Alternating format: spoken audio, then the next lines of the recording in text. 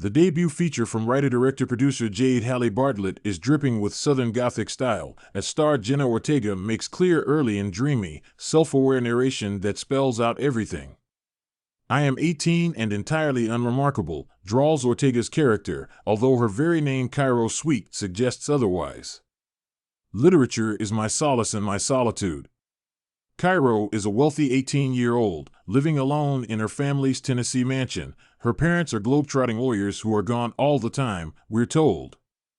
All she can do is laze about, smoking and scheming with her best friend, Winnie, a playful and wisecracking Gideon Adlon. She is a very alluring idea of a restless young person, wandering seductively through a misty forest in knee-high socks and miniskirts.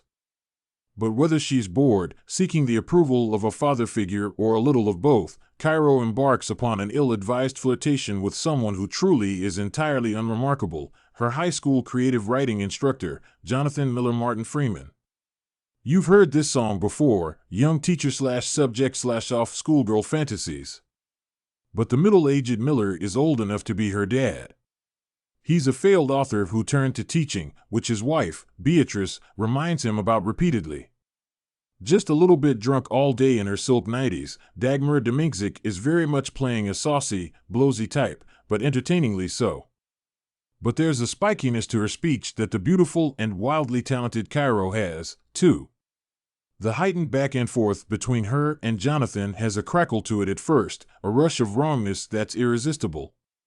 Each of them believes the other truly sees them, or at least that's what they tell themselves to justify spending time together after class and off campus.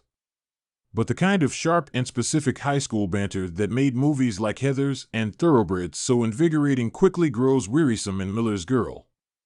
This is especially true when Jonathan gives Cairo a midterm assignment to write a short story in the style of her favorite author and, of course, she chooses Henry Miller, purely for the provocation value.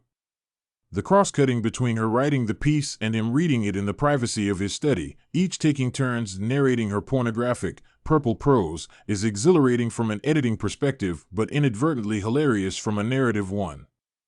Supporting players, including comedian Bashir Sulahuddin as Jonathan's best friend and the school's warm-hearted athletic coach, bring some joys and surprises to this ultimately empty exercise.